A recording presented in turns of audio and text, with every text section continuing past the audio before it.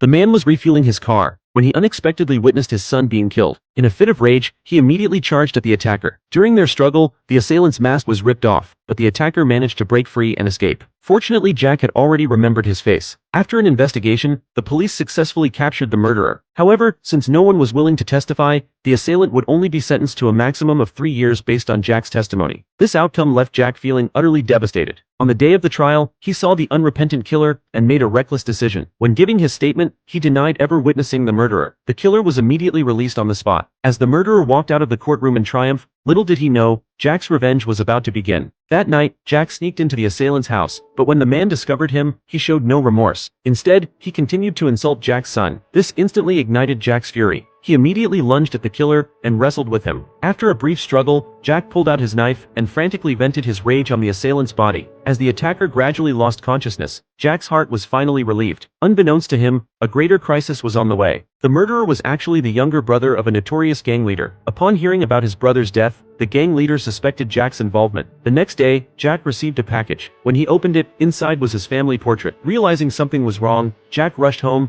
even calling the police for help. But by nightfall, he was suddenly awakened by the sound of a car horn. When he opened the curtains, he saw the patrolling officers outside, already lifeless. Immediately after, the assailants burst into the house. To protect his wife and child, Jack had no choice but to fight back with all his might. Using his knowledge of the house's layout, Jack took out several of the attackers, but in the end, he was subdued. Soon his wife and child were also captured. Seeing them kneeling on the ground, Bailey showed no hesitation and raised his gun. With 2 gunshots, he aimed at Jack again. Fortunately, Jack was rushed to the hospital by arriving police and miraculously survived. At that moment, a female officer walked in and told him that his youngest son was still alive. Upon hearing this news, Jack's heart felt a glimmer of hope. But seeing his unconscious son, he vowed to avenge his lost family. Back home, Jack withdrew all his savings and went to a weapons store to buy a batch of weapons. He then went to an assailant's house. Seeing Jack break through the door, the assailant was stunned. Just as he was about to grab his gun to fight back, Jack quickly aimed his weapon at him. Jack took out his phone and made the man call Bailey, declaring war on him. Upon hearing that Jack was still alive, Bailey was shocked. Then the sound of a gunshot came from the phone. Soon Jack arrived at the headquarters of Bailey's gang, but as he reached the door frame was instantly shattered by bullets. Luckily, Jack reacted quickly and ducked out of the way. A fierce gunfight broke out immediately. A few minutes later, Bailey arrived, expecting to see Jack's dead body, but to his surprise, it was his own men who had fallen. On the other side, after Jack dealt with all the henchmen, he switched to a handgun and began looking for Bailey. As Jack descended from the upper floor, Bailey suddenly ambushed him from a hidden spot. Luckily, Jack immediately retaliated. After a brief fight, Jack finally dealt with all his enemies, but he was severely wounded. With his last breath, Jack returned home and turned on the TV. Seeing his family happily together on screen, he slowly closed his eyes.